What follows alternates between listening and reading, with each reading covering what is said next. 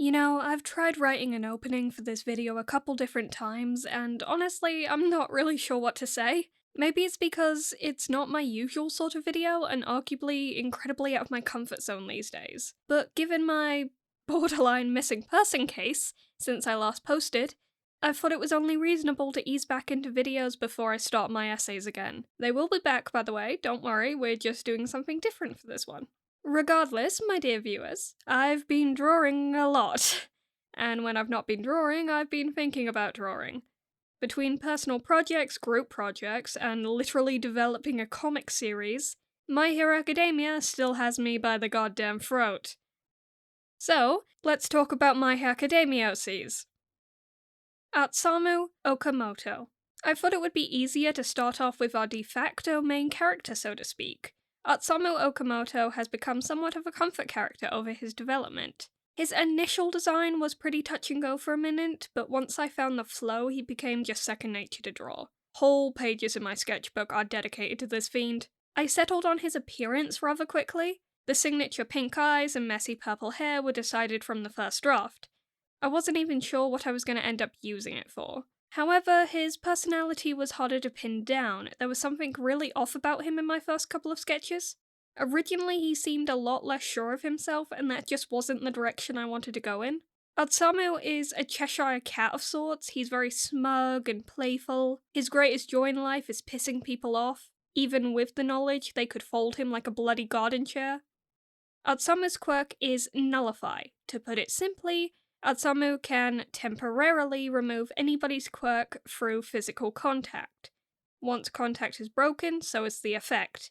It basically acts as an off switch for quirks, and his quirk cannot be turned off and is always activated. Even positive quirks or quirk-based aid and medicine don't work on Atsumu. We'll get back to that. But basically, Atsumu talks shit and literally can't get hit, at least by quirks. Atsumu would speak in a really casual and probably mildly disrespectful dialect if he was actually in a real school setting, if dialect is the right word for that. He favours honorifics like kun and chan as well, I'd imagine. My knowledge of the Japanese language is very, very, very surface level. I try my best with research, but I am most likely getting something wrong or mixed up, so I apologise for that in advance. The only real exception to his overly casual language is another character, Kuon. She's a pretty rare case for Atsumu using a formal honorific for somebody his own age. He largely calls her san, unless he's trying to piss her off, which is, to be fair, often, but still. Atsumu isn't a bad kid, and he's not as selfish as he seems. He's just a bit too smart for his own good, and copes by seeing how far he can push at others. Like, he's an absolute menace who will make you pay for his lunch because he conveniently left his wallet at home and then order one of everything, and he will let you take the hit in training, but he's also a really sweet kid who brings his classmates out of their shells. He's also really, really clever. He's incredibly perceptive and strategic, frighteningly so. But he's severely unmotivated and doesn't really have much ambition, so while he's still got some of the highest grades in his class, a part of him is afraid of trying any harder than he already is because it's been such a long time since he's had someone to disappoint, and that kind of fucks him up a little. Atsumu's parents died when he was younger. His mum, Kuoku, was a singer and her quirk was basically weakening others' quirks, and his dad, Isamu, was a teacher and quirkless. They were both killed in a car crash, along with Atsumu being greatly injured. The medical field was changed completely by quirks, and most healing or medical-based abilities are highly sought after. Atsumu, however, if you recall, cancels out anything quirk-related, including positive effects. So they were forced to switch to traditional care. Although he recovered well physically, he never really let himself fully process the accident or the hospital stay. Nowadays, he's just kinda apathetic about it all. He stays in the dorms full time, but he does have a small apartment close to the school as well. He lives alone, but Usubo, his neighbour, has taken a shine to him and makes sure he's doing well. She's an older lady with a living hair quirk. Her ponytail is a chattery little guy that likes gossip. He only says the words mochi so far though. Atsumu has also lately become the semi-guardian of a young kid recovered from an illegal quirk testing lab, who has been dubbed Haniwa. Think Nauta from Fujimoto's one-shot Nauta of the Prophecy. They're a bit like that, except they won't end the world. Probably. Maybe. Haniwa is kind of an anti-Eri in terms of character. They're both little kids saved by the heroes and placed under the care of someone with a nullification quirk, but Haniwa's response to their situation is just apathy and a complete disconnect from anything that isn't their clay dolls. It's kind of forcing Osamu to grow up a little. He's still a bastard though, an absolute fiend. Watch your wallet. Yuzuki Tanaka. Okay, this one needs a little backstory. I actually made Yuzuki all the way back in secondary school. She's been reworked a lot since then, of course. Both her name and design needed tweaking, but we'll get into the changes after the basics. Yuzuki has the most interesting design of the group, at least appearance-wise. She has a bat quirk, particularly though she's based off the kitty hog-nosed bat, otherwise known as the bumblebee bat.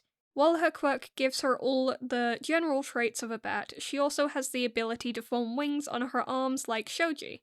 It's unknown if she can regrow them, like Shoji can with his arms though. Personality-wise, Yuzuki is probably the most trendy out of the kids. Super friendly and sociable, but you'll notice that for all she talks, most people don't really know all that much about her. Her beta design was kind of an airhead, but honestly, I think she's just very particular in what she actually says and lets known. Both Osamu and her have this in common. She's honestly not the closest with her class. She's recently started hanging out with a girl from a different class called Yumi though. She's kind of quiet and a bit weird, and Yuzuki can never remember what class she's in. No one really knows anything about her actually. Huh, I'm sure that's nothing. Outside of class, Yuzuki has a super close relationship with her dad, literally her favorite person in the world. Ryo is a single father who had Yuzuki out of wedlock. Ryo and Yuzuki's mum didn't really know each other, but they both ran in the same circles, so one thing led to another, and Yuzuki came along completely unplanned. The mum opted out of being a part of Yuzuki's life, so when the time came, Ryo got full custody and they went their separate ways on good terms. The thing about Ryo is that on paper he's a financial analysis. And he is. Kinda. He's potentially actually a broker for a recent resurgence of the Yakuza. Despite this seemingly alarming moral dilemma, he's Yuzuki's biggest supporter and is completely cool with her chosen career, despite, the crime. To be fair to him, he didn't pick his own career with kids in mind. Ryo never planned on becoming a father at all, let alone so young. But he wouldn't change a thing. He honestly considers Yuzuki the best thing to ever happen to him, the best thing he's ever contributed to. I really love writing about Ryo. I love the contrast between knowing that he's a well-respected and seasoned info broker of 20 years who also gets shit-faced off the cheapest booze and cries about how wonderful his daughter is. Peak character design, honestly. Visually, Yuzuki doesn't really take after either of her folks, since they both have pretty mild mutations compared to her. Ryo's quirk is bat ears, and because of that, he pretty much never actually uses his eyes. He's legally blind anyway. Not because he's a bat, he's just old and has shitty genetics. He's just that one meme of the dad from Coraline. He's always squinting or doing that face parents do when you show them something on your phone. That's Ryo. You know the one I'm talking about. Yuzuki's mum has a batwing hair quirk. It's pretty useless, but two of those more mild mutations kinda created a full bat quirk mutation in Yuzuki. She's completely covered in soft fur, including facial hair, so it kinda looks like she's got stubble. She's got her dad's big old ears and her mum's wings. Her whole color palette is made up of warm browns now, but her old design had grey skin and grey hair. I still think it's a cute look, but it really didn't have a lot of actual character to it. Honestly though, I think my favourite thing about Yuzuki is her relationship with Yumi, who I am devastated about. We don't have time to really talk about in this video. On to Tomo Agawa. Tomo is a quiet and stoic kid with a big heart and has a lot of trouble with attachments and regulating his feelings. He doesn't have many friends and honestly doesn't really like anybody outside of Osamu. I imagine the two got close pretty quickly, mostly thanks to Osamu and his lack of boundaries. I said before, but Osamu is very informal and would probably be a bit of a brat in a real school setting. He's very personal and friendly though, and something about that really drew Tomo in. Tomo in general is kinda dry and clashes with people that remind him of himself too much, so Atsumu and Tomo were probably fated to become friends from the start, by the logic of opposites attract anyway. Both Tomo's quirk and personality were designed before his actual appearance, so his design came to me pretty easily. He's largely based on a jellyfish, with big chunks of hair resembling tentacles and kinda muted base colors. He mostly keeps it all up in a bun, but when it's down, he's got a standard jellyfish cut. Tomo's fingertips release a non-lethal jellyfish-like venom, which mimics the effects of a jellyfish sting, including all the fun stuff like sickness, pain, dizziness, confusion, and paralyzation. To be honest, he's probably due for a bit of a redesign. I think he's evolved a lot since I first drew him, so I've actually been doing some jellyfish studies. Originally, I didn't have any particular species in mind, but I've been looking at both moon jellies and the Japanese box jellyfish. It would make the most sense to look into Japanese jellyfish, but moon jellies match Tomo's energy a bit better and are super common over here in the UK as well. I also looked into the Nomura jellyfish, and fuck, those things are horrifying. Did Junji Ito make them? I'm not even scared of the sea or anything, but holy fuck. Anyway, Nomura jellyfish don't really fit Tomo either. I'll keep thinking. Regardless, Tomo is kind of a gentle character. He's pretty intimidating at first, and it doesn't really help. He's visually rather sharp, but he's not as tough as he pretends. He's really rather soft, and it's always a fun contrast to Atsumu's almost performative expressiveness. I honestly just really love Tomo and Atsumu's whole relationship. Their friendship is very precious to Tomo, so it's a bit hard to talk about him without bringing it up. See, Tomo's parents were actually members of the Humorize cult before its collapse, and even though Tomo was removed from that environment, that doesn't mean all those ideas and beliefs aren't still floating around in his skull. Atsumu's quirk is almost a perfect solution to Tomo's self-hatred. He's a walking, talking cure for his weakest moments. He's gotten better over the years, no doubt. He's grown more comfortable in this world, in his own skin, but there's still those moments. Atsumu has become a very grounding presence for Tomo, but it's unclear whether either of them even realize it. In terms of the others, he's not very close with anybody else, but he prefers everybody use his given name over his family name, even the teachers. Maybe it's because he doesn't have much connection to his family name, or maybe it's his way of trying to open up and seem friendly. It's hard to say, really. On to Kuon. Kuon is similar to Atsumu in the fact that they've both become really easy for me to draw and sort of comforting for when I'm experiencing burnout. Thematically, Kuon starts out as kind of an outsider from the main group. She's not originally from Class 1A, and didn't start in the hero course either, so she comes into play a little bit later. Personality-wise, she's not the easiest to read. She's rather abrasive and probably a little intimidating to the average person. This isn't helped by the fact she beat the shit out of Atsumu when they first met. Atsumu, as I've said, can be rather antagonistic, and while it's mostly well-meaning, that doesn't mean it always hits. Kuon is quirkless, something Atsumu realizes pretty quickly after being kicked into a table so hard it breaks under him.